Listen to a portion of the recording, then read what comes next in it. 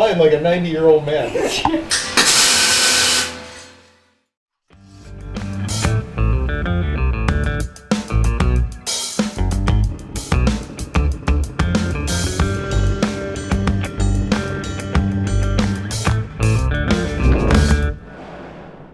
Hello and welcome back to drybonesgarage. Cool new intro, huh? This video is part of a series where me and my dad take a 63 Corvair and we turn it into a hot rod using a G-body chassis. My dog is scratching its claws as he's stretching. This episode, we are going to be patching up some holes in one of the wheel wells. You get to see a bit of my sister today, so I hope you enjoy.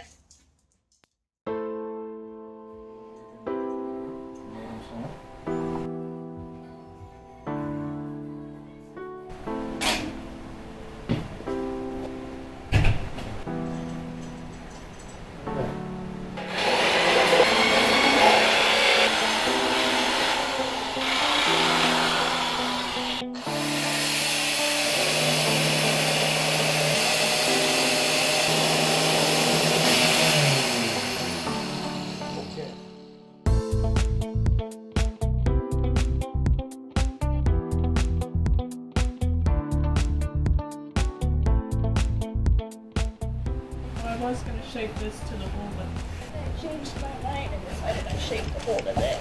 That's why I left it a little big intentionally. After Dad cut the patch out, Aaron attempted to draw a line to bend it to. What's that? Yeah, we can't use that. It's too bad again. What is that? Somewhere's up there, you're straight down. Just bend it up, we'll figure it out. She drew the line like a 90-year-old man. Alright, let's try this again.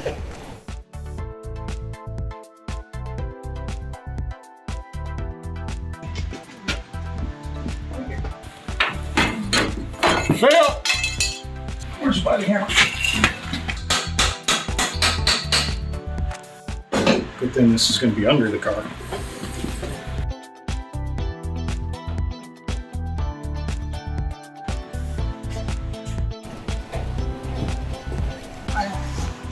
I think we bent it a little too much. See if that works. This actually doesn't look terrible. If you can show it to the camera when you're done. Oh, I'm still trying to feel.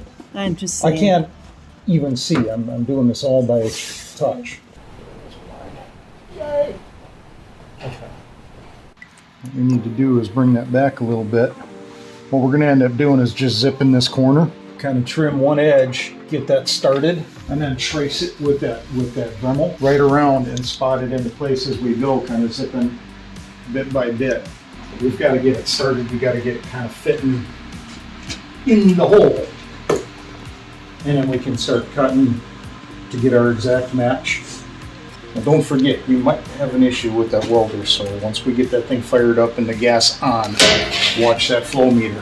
Because last night when I tested that, the gas was just flowing right out.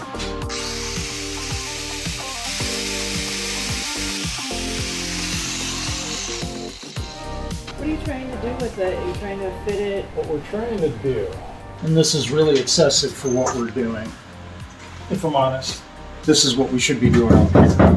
In here we probably should just plate this entire area, because this is going to become part of this, or the inner well here is going to become part of the structure here shortly. What is the plate for? Add meat, add strength, another layer over what's here existing, tying the inner structure of the car to what's going to be built up as basically our mount. I want to say trunnion, but I know that's wrong. Basically we're going to build a strut and then tie it into the inner structure of the car. There isn't any, well, I shouldn't say that, there's a lot of different layers going on inside here from side to side, but it looks like there's only one layer in that inner wheel well. Probably 19 gauge sheet metal. If we had another piece of 20 gauge, because that's modern sheet metal, that's that much more meat, that much more strength, that much more rigidity. Well, then that's going to come in with a 16 gauge plate to build frame and structure. that isn't going to overwhelm what's already there. At least, I think. I'm not an engineer. And that's to hold the entire car together better. That's going to hold the entire tail end of the car to the frame. Okay. Or the bulk of it. Okay. We still have 2 mounts back here, essentially 4. We've got our pucks here, which are going to hold the floor once we get to the back end of this. And then we're going to probably extend this structure out about somewhere's in here, and I don't know if we're going to come down at a tangent or square this off. But we're going to have to tie this to this, and then some sort of an interface right here so we can unbolt the body from the frame. So there's still 2 more rows of connection points within the chassis. But this is the one I'm concerned about. Everything back here, if the end folds up, it gets hit. Who cares? I don't want the cabin to be compromised if we can help it. Later on, Dad sat me down to ask a question about the back of the car. This little cubby, Yes. I'm guessing that was intended to be a package shelf. There's a couple different wins, losses, compromises we could make here. How in love are you with that cubby? I like it, but I prefer having more room for the back seats. Well, we're not going to have any more room for the back seats. What we have is what we have. You're forgetting greenhouse. It ends right there. Oh, right, that's what We can push the seats back, but really the frame starts arcing up about the same place the body or the bulkhead will, maybe an inch or 2. So we could bring the seats more vertical. My concern more is the bracing, the reinforcement that we're dealing with on the outside of the car. If we open this up, we don't have a lot of sheet metal to put back in, but that gives you more storage, more trunk space. Then we can try to anyways, a little more faithfully the frame and the floor pans of the G-body.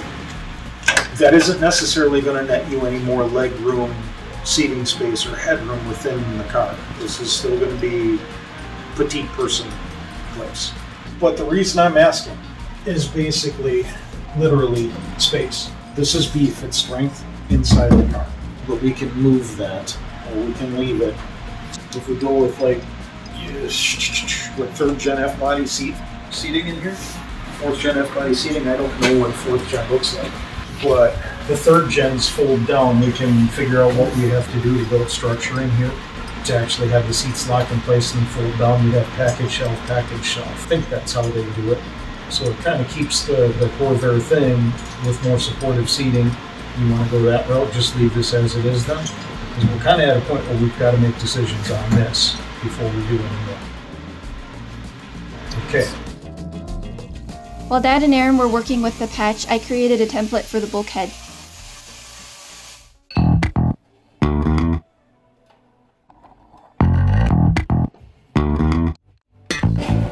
That bottom seam, she's laying really close to where I think we want it. Zap those 2 bottom corners there. See if you can spot it without frying my fingers off. If we get that bottom in place, then we can start working up the sides. Does it still look good, Amanda? Did it move? Did what move? Did that patch move at all? I don't know. Yeah, it did. A lot. Okay. Do you see it?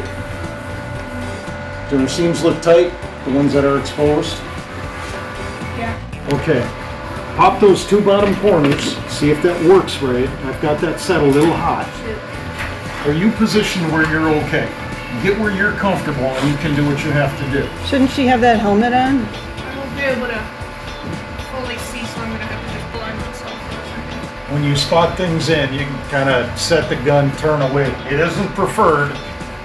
Everybody does it. We're good? Okay. Zap those 2 bottom corners.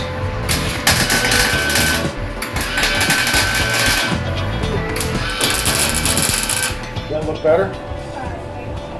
I still got the dot in my eye. Dot in your eye. Yeah, when you look at it, you get a little. Oh, the It's little like flash looking at blind spot. Just close your eyes before you pull the trigger, you goof. I want to look at it so I don't move my hand, because my hands are shaking. No, don't do that. Alright, so we've got that bottom anchor. Now what we're going to do is we're going to come in with the Dremel and we're just going to follow right along that line, and that'll give us a really nice tight seam and that metal is locked in place. Okay. And then what we'll do is we'll push that seam together and flush and just spot it right up and work around the seam. You just did the biggest butter of the job, getting that piece kind of started.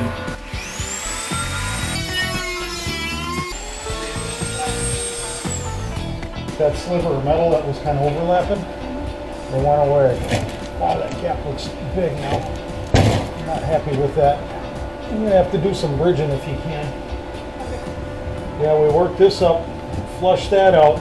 It opens that seam up nicely where it should be a real tight gap on that on the front end of this patch. So.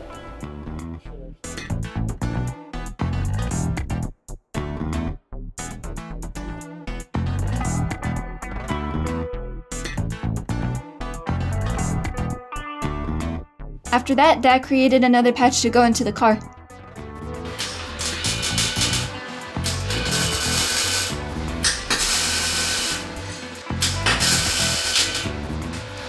Woo! That tickled.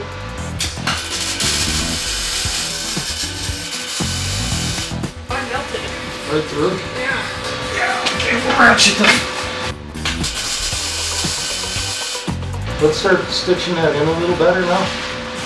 And then we can start working that corner.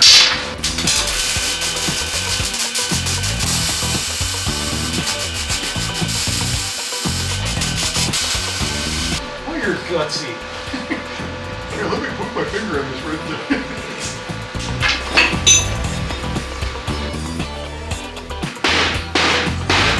This is going to take some massaging.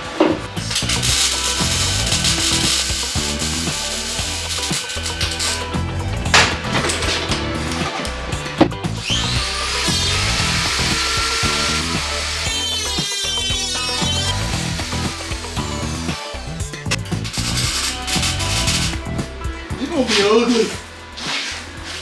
Oogly. So that's about it.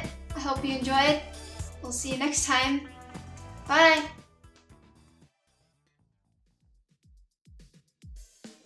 What? It's the cameraman. This little camera. He's a cameraman.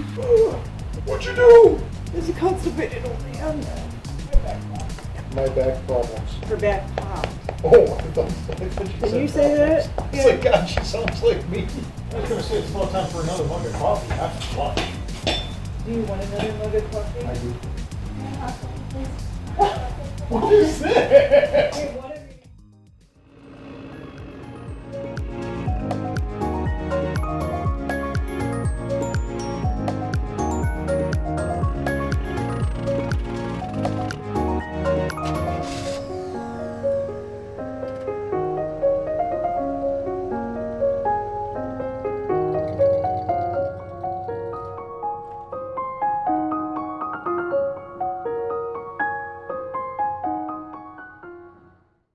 Bye-bye. Bye.